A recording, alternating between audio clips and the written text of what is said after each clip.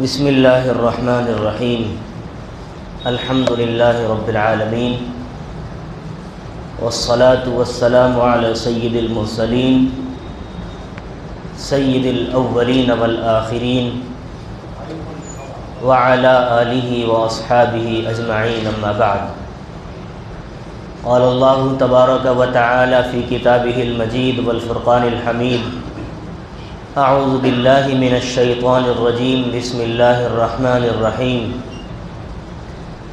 النبی اولی بالمؤمنین من انفسهم وازواجہ امہاتہم صدق اللہ العظیم وقال النبی صلی اللہ علیہ وسلم لا یؤمن احدکم حتی اکون احب الیہ من والدہ وولدہ والناس اجمعین او کما قال محمد صلی اللہ علیہ وسلم۔ حضرات گرامی،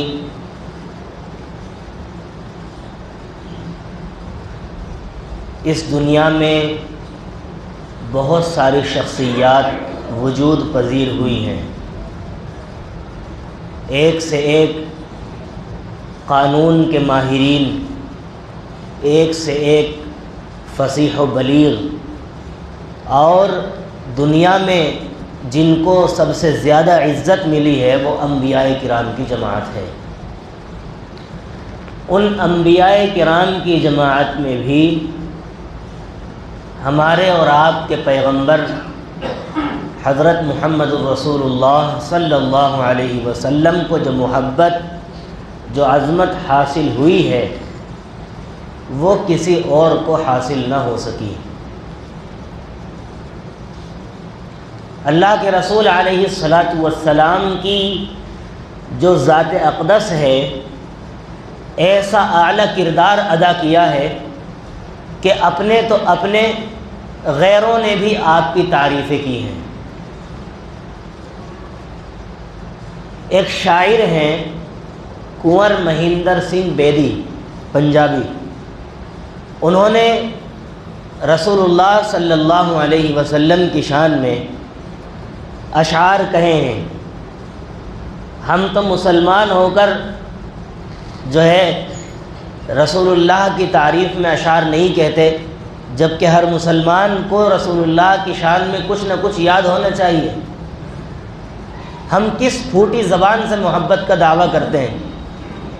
اگر ہم سے کہا جائے بہت معذرت کے ساتھ، چاہے وہ یہاں بزرگ تشریف فرما ہو، نوجوان ہو، میرے مخاطب سب ہیں، اگر کہا جائے 10 منٹ حضور پاک کی سیرت پر آپ بتائیں، الا ماشاءاللہ کوئی ہوگا جو صحیح مستند بات بتا سکے گا۔ وجہ اس کی یہ ہے کہ ہم نے رسول اللہ کی سیرت کو نہیں پڑھا، نہ سنتے۔ بہت معذرت کے ساتھ محبت کے دعوے کریں گے خوب، لیکن اگر کہا جائے 10 منٹ صرف حضور پاک کی سیرت پر ادھر ادھر کی باتیں کیے بغیر آپ بیان کریں یا کچھ بتائیں، نہیں کہہ سکتے ہم لوگ۔ کیوں؟ پڑھا نہیں حضور پاک کی سیرت کو۔ اور یہی وجہ ہے آج یہ جو مخالف ماحول پیدا ہوا ہے اور رسول اللہ کی شان میں گستاخیاں کی جا رہی ہیں، اس کی ایک بہت بڑی وجہ یہ بھی ہے کہ ہم نے رسول اللہ کی تعلیمات کو غیروں تک اس درجے میں نہیں پہنچایا ہے جس درجے میں پہنچانا چاہیے تھا۔ رسول اللہ کا پیغام اور امت محمد کے کندھوں پر جو ذمہ داری ہے، ہم نے اس ذمہ داری کو ادا نہیں کیا ہے۔ اپنے کردار کے ذریعے، اپنی گفتار کے ذریعے، اپنی ہر چیز کے ذریعے سے ہمیں رسول اللہ کی تعلیمات کو اجاگر کرنا تھا، وہ ہم نے نہیں کیا۔ یہی وجہ ہے کہ آج کوئی بھی اٹھتا ہے اور کوئی بھی کچھ کہہ دیتا ہے۔ خود مسلمان جو رسول اللہ کا محبت، رسول اللہ کی محبت کا دعوے دار ہے اور آپ سے محبت کو اپنا ایمان کا حصہ بھی سمجھتا ہے، لیکن افسوس یہ ہے کہ وہ محبت ایسی ہے جیسا کہ ہم مسلمان ہیں، مسلمان باپ کے گھر میں پیدا ہو گئے، میرا باپ بھی مسلمان، اس کا باپ بھی مسلمان، لیکن اگر پوچھا جائے تو اسلام کے احکام سے ہم مکمل طور پر واقف نہیں ہیں۔ ہم قرآن کے ماننے والے ہیں، ہم سے پوچھا جائے قرآن کیا کہتا ہے، الا ماشاء اللہ سورہ فاتحہ کا ترجمہ بھی ہم صحیح طریقے سے نہیں بتا سکتے۔ 95% لوگ ایسے ملیں گے کہ جو سورہ فاتحہ کا ترجمہ بھی نہیں کر سکتے۔ یہ افسوس کی بات ہے۔ لہذا میں یہ عرض کر رہا تھا کہ اپنوں نے تو جو کچھ تعریفیں کی ہیں وہ کی ہیں، لیکن یہ جو مخالف ماحول ہے، مجھے مناسب معلوم ہوا کہ اس موضوع کا انتخاب کیا جائے کہ غیروں نے، غیر مسلموں نے، ان لوگوں نے جو رسول اللہ کی تعلیمات کے منکر ہیں، وہ رسول اللہ کی تعلیمات کو نہیں مانتے، اللہ کو ایک خدا نہیں مانتے، لیکن رسول اللہ کے حسن اخلاق اور آپ کے گڈ مینرز انہوں نے ایسی چھاپ چھوڑی ہے کہ وہ بھی اللہ کے رسول کی تعریف کیے بغیر نہیں رہ سکے۔ اسی لیے کنور مہندر سنگھ بیدی نے کہا، عشق ہو جائے کسی سے کوئی چارہ تو نہیں، عشق ہو جائے کسی سے کوئی چارہ تو نہیں، صرف مسلم کا محمد پہ اجارہ تو نہیں۔ اجارہ کہتے ہیں ٹھیکیداری کو۔ عشق ہو جائے کسی سے کوئی چارہ تو نہیں، صرف مسلم کا محمد پہ اجارہ تو نہیں۔ محمد صلی اللہ علیہ وسلم ساری کائنات کے رسول ہیں، وہ مسلمانوں کے بھی رسول ہیں، وہ ہندوؤں کے بھی رسول ہیں، وہ دلت، آدیواسی، جین، پارسی، غرض یہ کہ جتنے بھی اس دنیا کے اندر مذاہب ہو سکتے ہیں، اللہ کے رسول صلی اللہ علیہ وسلم ساری کائنات کے لیے رسول بنا کر بھیجے گئے ہیں۔ اسی لیے کہا، عشق ہو جائے کسی سے کوئی چارہ تو نہیں، صرف مسلم پہ محمد کا اجارہ تو نہیں۔ میں کئی اشعار ایسے سنا سکتا ہوں جو خالص غیر مسلمین کی زبان سے رسول اللہ کی شان میں نکلے ہیں۔ ایک عیسائی رائٹر ہیں، کرسچن رائٹر، مائیکل ہارٹ ان کا نام ہے، انہوں نے ایک کتاب لکھی ہے، The 100 A Ranking of Most Influential Persons of History، یعنی 100 ایسے آدمی جو تاریخ میں بہت قد آور شخصیات گزری ہیں، یعنی جنہوں نے دنیا پر ایک اپنا پیغام، اپنی چھاپ چھوڑی ہے، جن کو دنیا نے مانا ہے۔ اس میں اس عیسائی محرر نے، اس عیسائی رائٹر نے، اس عیسائی مصنف نے، اس عیسائی اسکالر نے سب سے پہلے رسول اللہ صلی اللہ علیہ وسلم کا نام درج کیا ہے۔ عظیم کتاب ہے، اور آپ اس پر اور مزید حیران ہوں گے کہ انہوں نے اس کی وجہ بھی لکھی ہے کہ ہو سکتا ہے کہ میرا یہ عمل کسی کو ناگوار گزرے کہ میں نے سب سے پہلے نمبر پر اللہ کے رسول محمد صلی اللہ علیہ وسلم کو کیوں رکھا ہے، ممکن ہے میری اس بات سے کسی کو تکلیف ہو۔ تو انہوں نے اپنی کتاب میں لکھا ہے The 100 A Ranking of Most Influential Persons in History، کہ 100 ایسے آدمی جو تاریخ میں بہت با اثر رہے ہیں۔ انہوں نے لکھا ہے اس پر کہ ممکن ہے انتہائی مؤثر کن شخصیات کی فہرست کا شمار سب سے پہلے کرنے پر چند احباب کو حیرت ہو اور کچھ لوگ معترض ہوں، آبجیکشن کریں، اعتراض کریں، لیکن محمد صلی اللہ علیہ وسلم یہ وہ واحد تاریخی ہستی ہیں جو مذہبی طور پر بھی اور انسانیت کے طور پر بھی دونوں معیار پر پوری اترتی ہیں، کہ انہوں نے اپنا جو آغاز ہے بہت عاجزانہ طور پر کیا اور دنیا کے عظیم مذاہب میں سے ایک مذہب کی بنیاد رکھی اور اسے پھیلایا۔ وہ ایک انتہائی مؤثر سیاسی رہنما بھی ثابت ہوئے۔ آج ہم لوگ یہ سمجھتے ہیں کہ سیاست جو ہے وہ اسلام سے باہر کی چیز ہے، لیکن یہ ایک کرسچن اسکالر کہہ رہا ہے، کیا کہتا ہے کہ وہ ایک انتہائی مؤثر سیاسی رہنما بھی ثابت ہوئے۔ آج 1300 برس گزرنے کے باوجود ان کے اثرات انسانوں پر قائم و دائم ہیں۔ 1300 سال کے بعد اس نے یہ کتاب لکھی ہے، 1300 سال کے بعد اس نے یہ کتاب لکھی ہے، اور وہ کہہ رہا ہے کہ 13 صدیاں گزرنے کے بعد بھی آج بھی محمد الرسول اللہ صلی اللہ علیہ وسلم کے اثرات دنیا کے اوپر ایسے ہی قائم ہیں جیسے اس وقت قائم تھے۔ میں کچھ اقتباسات لایا تھا لیکن وقت کی چونکہ قلت ہے، ایسے کتنے میں اسکالرس کا آپ کو اقتباس پڑھ کر سناؤں کہ جنہوں نے رسول اللہ صلی اللہ علیہ وسلم کی تعریف میں ایسی ایسی باتیں کہی ہیں کہ ان کو پڑھ کر رشک آتا ہے۔ علامہ اقبال رحمۃ اللہ علیہ جو کہ ایک بہت بڑے یعنی شاعر کی حیثیت سے انہیں دنیا نے جانا، اس کے علاوہ اور ان کی بہت ساری خصوصیات تھیں۔ آج کل کے تو جو شعراء ہیں وہ تو بس زلف، چہرہ اور یہی چیزوں میں الجھ کر رہ گئے۔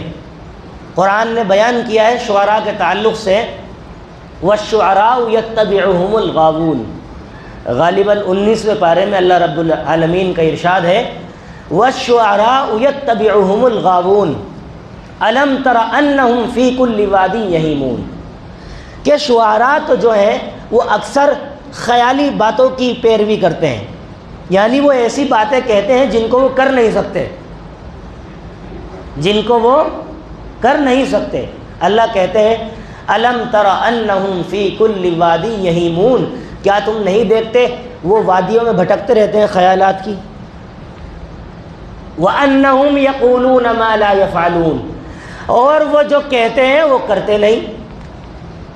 لیکن سارے کے سارے ایسے نہیں ہیں، کچھ شعراء کو اللہ تعالیٰ نے مستثنیٰ کیا ہے کہ ہر بری جگہ پر کچھ اچھے لوگ بھی ہوتے ہیں، ہر بری جگہ پر کچھ اچھے لوگ بھی ہوتے ہیں۔ اب اللہ تعالیٰ کہہ رہا ہے اِلَّا الَّذِينَ آمَنُوا وَعَمِلُوا الصَّالِحَاتِ، کہ کچھ ایسے لوگ ہیں جو ایمان لائے اور انہوں نے نیک عمل کیا۔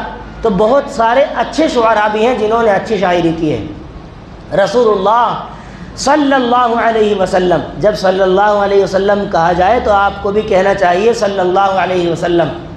رسول اللہ نے بد دعا فرمائی، بلکہ حضرت جبریل نے بد دعا فرمائی۔ آپ ممبر کی سیڑھی پر چڑھ رہے تھے تو آپ نے 3 دفعہ آمین کہا، وہ ایک مفصل واقعہ ہے، میں اس کا صرف ایک پہلو بتا رہا ہوں اسی حوالے سے۔ حضرت جبریل نے کہا کہ جس کے سامنے حضور پاک کا نام آئے اور وہ اس پر درود نہ بھیجے، صلی اللہ علیہ وسلم نہ کہے، اس پر لعنت ہو۔ اللہ کے نبی نے کیا فرمایا؟ آمین۔ مجھے بتاؤ بد دعا کرنے والے جبریل ہوں اور آمین کہنے والے اللہ کے رسول ہوں، بچ سکتا ہے آدمی؟ اس لیے میرے بھائی صلی اللہ علیہ وسلم کہا کرو جب رسول اللہ کا نام آئے، یہ سب سے چھوٹا درود ہے۔ تو کیا عرض کر رہا تھا میں؟ بات ذہن سے نکل گیا۔ ہاں، میں یہ بتا رہا تھا کہ شعراء میں رسول اللہ صلی اللہ علیہ وسلم کے زمانے میں حضرت حسان بن ثابت رضی اللہ تعالیٰ عنہ ایسے شاعر کہ رسول اللہ نے اپنے ممبر پر کسی کو نہیں چڑھایا اپنی زندگی میں، لیکن حضرت حسان بن ثابت کے لیے کہا حسان میرے ممبر پر کھڑے ہو کر میرے اشعار سناؤ۔ پھر حضرت حسان نے کیا سنایا؟ وَأَحْسَنُ مِنْكَ لَمْ تَرَ قَطُّ عَيْنِي وَأَجْمَلُ مِنْكَ لَمْ تَلِدِ النِّسَاءُ خُلِقْتَ مُبَرَّأً مِنْ كُلِّ عَيْبٍ كَأَنَّكَ قَدْ خُلِقْتَ كَمَا تَشَاءُ۔ عربی زبان میں انہوں نے کہا وَأَحْسَنُ مِنْكَ لَمْ تَرَ قَطُّ عَيْنِي، میری آنکھ نے آپ سے زیادہ حسین و جمیل آج تک نہیں دیکھا۔ وَأَجْمَلُ مِنْكَ لَمْ تَلِدِ النِّسَاءُ، اور آپ سے زیادہ خوبصورت آج تک دنیا کی کسی ماں نے پیدا نہیں کیا۔ خُلِقْتَ مُبَرَّأً مِنْ كُلِّ عَيْبٍ، آپ کو ہر عیب سے پاک پیدا کیا گیا۔ كَأَنَّكَ قَدْ خُلِقْتَ كَمَا تَشَاءُ، آپ کو ایسا ہی پیدا کیا گیا جیسا کہ آپ چاہتے تھے۔ اللہ اکبر۔ قصیدہ بردہ شریف اور بہت سارے اشعار عربی زبان کے اندر ہیں۔ رسول اللہ کی شان میں بیان کیا گیا تو اللہ کے رسول نے منبر پر حضرت حسان کو چڑھایا اور کہا اس پر کھڑے ہو کر، یہ اہمیت بتانے کے لیے۔ اللہ اکبر کبیرہ۔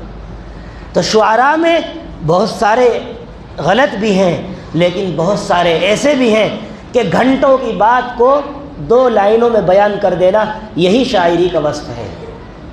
25 منٹ کے بیان کو 2 لائنوں میں بیان کر دینا، یہی شاعری کا وصف ہے، یہی اس کی کوالٹی ہے، یہی اس کی خوبی ہے کہ ایک آدمی 20 منٹ میں، 25 منٹ میں، 2 گھنٹے میں اپنی بات کو کہتا ہے، لیکن 1-2 لائن میں شاعر اپنی بات کو کہہ دیتا ہے۔ جیسا کہ ایک شعر میں نے پڑھا کنور مہندر سنگھ بیدی کا کہ عشق ہو جائے کسی سے کوئی چارہ تو نہیں، یعنی جب کسی سے محبت ہو جائے آدمی پھر کچھ نہیں دیکھتا۔ عشق ہو جائے کسی سے کوئی چارہ تو نہیں، صرف مسلم کا محمد پہ اجارہ تو نہیں۔ اللہ اکبر۔ علامہ اقبال رحمہ اللہ کا میں تذکرہ کر رہا تھا۔ یہ جو گریجویشن کرتے ہیں بچے اردو آنرس سے، ان کے اس میں پڑھایا جاتا ہے تمام شعراء کو، مرزا غالب کو، علامہ اقبال کو اور تمام مسلم شعراء کو۔ تو علامہ اقبال رحمہ اللہ نے بھی رسول اللہ کی شان میں عجیب عجیب اشعار کہے ہیں۔ اس میں ایک شعر کہا ہے رسول اللہ کی تعریف کہاں کہاں ہے، تو کہا ہے دشت میں، دامن کوہسار میں، میدان میں ہے۔ دشت کہتے ہیں یعنی جنگلات کو ایک طرح سے سمجھ لیجئے، دشت میں، دامن کوہسار کہتے ہیں پہاڑ کو، پہاڑ کا جو دامن ہوتا ہے وہاں پر کوئی نہیں رہتا، خالی ہوتا ہے بالکل، لیکن رسول اللہ کی تعریف ہر جگہ ملے گی۔ رسول اللہ کی تعریف، یہ اصل میں کیا ہے، شاعری کو جب ترجمہ کرتے ہیں نا اس کا کباڑا ہو جاتا ہے سارا۔ اردو زبان سے واقفیت ہونی چاہیے تبھی شاعری کا اصل لطف آتا ہے۔ شاعری کا ٹرانسلیشن نہیں کیا جا سکتا، شاعری کا جب ترجمہ کیا جاتا ہے تو ختم ہو جاتا ہے اس کا لطف اور اس کا مزہ، لیکن چونکہ ہم اردو سے واقفیت نہیں رکھتے اس لیے مجبوری ہے کہ ترجمہ کیا جاتا ہے۔ تو علامہ اقبال کہتے ہیں دشت میں، دامن کوہسار میں، میدان میں ہے، بحر میں، بحر کہتے ہیں سمندر کو، بحر میں، موج کی آغوش میں، طوفان میں ہے، چین کے شہر مراکش کے بیابان میں، یہ ملک کا نام ہے چین بھی اور مراکش بھی، دشت میں، دامن کوہسار میں، میدان میں ہے، بحر میں، موج کی آغوش میں، طوفان میں ہے، چین کے شہر مراکش کے بیابان میں ہے، اور پوشیدہ مسلمان کے ایمان میں ہے۔ ایمان دکھتا ہے کسی کو؟ میری طرف توجہ دیں، ایمان کسی کو نظر آتا ہے؟ نہیں۔ کہاں ہوتا ہے ایمان؟ دل میں ہوتا ہے۔ تو ایمان چھپی ہوئی چیز ہے۔ علامہ اقبال رحمہ اللہ نے اسی سے تشبیہ دی ہے۔ دوبارہ سنیے، دشت میں، دامن کوہسار میں، میدان میں ہے، بحر میں، موج کی آغوش میں، طوفان میں ہے، چین کے شہر مراکش کے بیابان میں ہے، اور پوشیدہ مسلمان کے ایمان میں ہے، چشم اقوام یہ نظارہ ابد تک دیکھے، یعنی قوم کی جو آنکھیں ہیں وہ اس نظارے کو کب تک دیکھیں گی؟ جب تک دنیا باقی رہے گی، یہ نظارہ ختم نہیں ہو سکتا، رسول اللہ کی تعریف ختم نہیں ہو سکتی، جب تک اللہ کا نام لیا جاتا رہے گا، جب تک رسول اللہ کی تعریف ہوتی رہے گی۔ اللہ نے قرآن میں فرمایا وَرَفَعْنَا لَكَ ذِكْرَكَ، ہم نے آپ کا ذکر آپ کے لیے بلند کر دیا۔ کیسے بلند کیا؟ حضرت جبریل امین علیہ السلام تشریف لائے اور آ کر کے دریافت کیا، یا رسول اللہ آپ کو معلوم ہے اللہ نے آپ کا ذکر کیسے بلند کیا ہے؟ رسول اللہ نے فرمایا اللہ ہی زیادہ بہتر جانتے ہیں۔ فرمایا اللہ تعالیٰ نے کہا ہے اذا ذکرت ذکرت معی، جب جب میرا نام لیا جائے گا، مجھے یاد کیا جائے گا، آپ کا بھی میرے ساتھ آپ کو بھی یاد کیا جائے گا۔ اسی لیے اذان ہوتی ہے اللہ اکبر اللہ اکبر، اللہ اکبر اللہ اکبر، اشہد ان لا الہ الا اللہ، اور اس کے بعد اشہد ان محمد رسول اللہ۔ اقامت ہوتی ہے تکبیر، اس میں بھی اللہ کے بعد اللہ کے رسول کا نام لیا جاتا ہے۔ کلمہ جو ہر کوئی پڑھتا ہے، لا الہ الا اللہ محمد الرسول اللہ، کوئی آدمی ساری دنیا کے اخیر تک قیامت تک یہ کہتا رہے لا الہ الا اللہ، لا الہ الا اللہ، لا الہ الا اللہ، لا الہ الا اللہ، لیکن محمد الرسول اللہ نہیں کہتا، وہ مسلمان نہیں کہلایا جا سکتا، وہ مسلمان نہیں کہلایا جا سکتا۔ اللہ کو مانو گے تو رسول اللہ کو ماننا پڑے گا۔ من یطع الرسول فقد اطاع اللہ، جس نے رسول کی اطاعت کی گویا اس نے اللہ کی اطاعت کی۔ اسی لیے علامہ اقبال نے کہا دشت میں دامن کوثر میں میدان میں ہے، بحر میں موج کی آغوش میں طوفان میں ہے، چین کے شہر مراکش کے بیابان میں ہے، اور پوشیدہ مسلمان کے ایمان میں ہے، چشم اقوام یہ نظارہ ابد تک دیکھے، رفعت شان رفعنا لک ذکرک دیکھے۔ میرے بھائیو بزرگوں، رسول اللہ کی شان میں اشعار یاد کرنے چاہیے۔ یہ بہت افسوس کی بات ہے کہ جن کی تعریف میں اپنوں نے تو کیا غیروں نے بھی کلام پڑھے، غیروں نے بھی کلام لکھے، غیر مسلم لوگ جو آپ کی تعلیمات کے منکر تھے لیکن وہ بھی آپ کی تعریف کیے بغیر نہ رہ سکے۔ لیکن افسوس ہے آج کل فرقہ پرستی کے بہاؤ میں بہنے والے ایسے ملعون اور ایسے کم دماغ خر دماغ ایسے نالائق لوگ بھی اس ہندوستان میں رہ رہے ہیں کہ جو متعصب ہو کر اور رسول اللہ کی نفرت میں اعلیٰ معیار پر پہنچ کر آپ کی گستاخی کرنے میں لگے ہوئے ہیں۔ انہیں یہ معلوم ہونا چاہیے کہ خود ان کے مذہب کے لوگوں نے رسول اللہ کی تعریف کی ہے، اور آج وہ ذرا یہ سب ایک پولیٹیکل اسٹنٹ ہے، یہ بات ہمیں سمجھنی چاہیے۔ آپ سمجھتے ہیں کہ اس کے دماغ میں نرسمہ نند کے دماغ میں کیڑا اٹھتا ہے اور یہ رام گری ملعون خبیث مردود یہ پاگل ہے اٹھ کر بول دیتے ہیں؟ ایسا کچھ نہیں ہے، یہ ایک پولیٹیکل اسٹنٹ ہے۔ انہیں معلوم ہے ہم اس وقت تک یہاں کامیاب نہیں ہو سکتے جب تک ہم ہندو مسلم کے درمیان دراڑ کھڑی نہیں کریں گے، اور ڈیوائڈ اینڈ رول جو فارمولہ اپنایا تھا انگریزوں نے وہی یہ کر رہے ہیں کہ ہندو مسلمان کے درمیان پھوٹ ڈالو اور ہندوستان پر راج کرو۔ لیکن آج بھی ہندوستان میں وہ امن پسند ہمارے برادران وطن جو پڑھے لکھے ہیں اور کچھ سمجھ بوجھ رکھتے ہیں وہ آج بھی ان چیزوں سے دور ہیں۔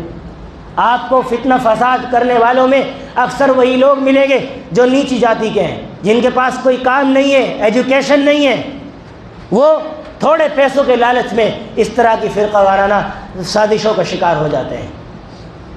لہذا یہ ایک پولیٹیکل اسٹنٹ ہے، اس کے علاوہ کچھ نہیں ہے۔ لیکن ہمیں کیا کرنا چاہیے؟ سب سے پہلے تو جو کچھ ہو رہا ہے احتجاج کی شکلوں میں، میمورنڈم کی شکلوں میں، ایف آئی آر درج کرانے کی شکلوں میں، یہ بھی ایک پروسیس ہے۔ اس کے علاوہ ایک پروسیس اصل جو ہے وہ یہ ہے کہ ہم لوگ اس طرح کی کانفرنسز قائم کریں جس میں رسول اللہ کی شان رسالت کو بیان کیا جائے، آپ کے حسن اخلاق کو بیان کیا جائے، مسجدوں کے ممبر سے اس طرح کی گفتگو کی جائے، رسول اللہ کی تعریف میں اشعار کہے جائیں، نعت نبی کے پروگرام منعقد کیے جائیں، اپنے گھر میں رسول اللہ کی سیرت کو بتایا جائے، پڑھایا جائے، تعلیم کی جائے، اور ان کو بتایا جائے رسول اللہ کی سیرت کیا ہے، رسول اللہ کی تعلیمات کیا ہے، آپ کے انسٹرکشنز کیا ہیں۔ اسی طریقے سے ہم اپنے کردار کے اندر بھی اس کو نافذ کریں۔ یہ نہیں ہے بس خالی ہم مسلمان ہیں نام کے، بلکہ ہم جب کسی غیر سے ملیں تو ہمارے اخلاق میں رسول اللہ کا کردار جھلکنا چاہیے۔ میرے بھائی یہ وہ چیز ہے، آپ پوری سیرت، ابھی ہمارے حضرت فرما رہے تھے، ایک جملہ حضرت نے بہت فرمایا، بہت اہم جملہ ارشاد فرمایا۔ گزشتہ مجلس میں میرٹھ گیا تھا، حضرت والا نے فرمایا اسلام تلوار کے زور سے نہیں پھیلا ہے، اسلام تلوار کے زور سے نہیں پھیلا ہے، تلوار سے تو اسلام کی حفاظت ہوئی ہے، اسلام تو اخلاق سے پھیلا ہے۔ اسلام کس سے پھیلا ہے؟ اخلاق سے پھیلا ہے، تلوار سے تو اس کی حفاظت ہوئی ہے۔ بھائی آپ کے گھر پر کوئی حملہ کر رہا ہے تو آپ اپنا سیلف ڈیفینس کریں گے، آتم رکشا کریں گے۔ آپ اسلام کی جنگوں کو پڑھیے، جنگ بدر سیلف ڈیفینس میں ہے، جنگ احد سیلف ڈیفینس میں ہے، اکثر جنگیں ایسی ہیں۔ اور یہ آج کل جو جنگیں ہو رہی ہیں، یہ ظالم اسرائیل فلسطین پر حملہ کرتا ہے، معصوم بچے، بیوائیں، بوڑھے، سب پر حملہ۔ یہ نہیں، جنگ تو آرمی کے درمیان ہوتی ہے، جنگ تو فوجی اور فوجی کے درمیان ہوتی ہے، معصوم بچوں سے کیا جنگ ہے؟ اسلام نے جہاں جہاں بھی جنگیں کی ہیں، کسی معصوم بچے پر، کسی عورت پر، کسی ہینڈیکیپ پر، کسی معذور شخص پر، کسی بوڑھے شخص پر کبھی ہاتھ نہیں اٹھایا ہے۔ یہ اسلام کی تاریخ ہے۔ جو صرف میدان جنگ میں ہیں، بس انہی سے مقابلہ ہوا ہے۔ اسلام کی تاریخ غلط پیش کی جاتی ہے، اس لیے میری گزارش ہے آپ سے، اسلام کو پڑھیے، رسول اللہ کی سیرت کو پڑھیے۔ جب تک نہیں پڑھیں گے تو ہم کسی کے سامنے کیا بیان کر سکتے ہیں؟ اس لیے اپنے کردار کے ذریعے، اپنی گفتار کے ذریعے، لین دین میں، ہر چیز میں، اور ہاں یہ دور ہے چھٹائی کا، اوریجنل مسلمان بنیے، پنڈت جی مسلمان بننے سے پرہیز کیجئے۔ کیسا ہوتا ہے پنڈت جی مسلمان؟ آپ کا بزنس ہے، فون آیا، نمسکار، آپ نے بھی نمسکار، ارے وہ اپنی تعلیم تم پر پیش کر رہا ہے، تمہیں کون سی مجبوری ہے کہ تم جو ہے آداب عرض نہیں کہہ سکتے؟ تم کیوں نمسکار کر رہے ہو؟ اور اگر بات کی جائے اس طرح کی تو کچھ انٹلیکچوئلس جو ہوتے ہیں نا، سیٹنگ خراب ہو جاتی ہے دماغ کی، بے وقوف، اپنے آپ کو انٹلیکچوئلس کہتے ہیں۔ جو انٹلیکچوئلس ہوگا وہ اسلام کو نہیں چھوڑ سکتا، جو پڑھا لکھا ہوگا وہ اسلام کو نہیں چھوڑ سکتا۔ یہ ہے آپ کی تعلیم جس نے آپ کو اسلام چھوڑنے پر مجبور کر دیا، یہ ہے تعلیم۔ اپنے ایمان کی حفاظت کیجیے۔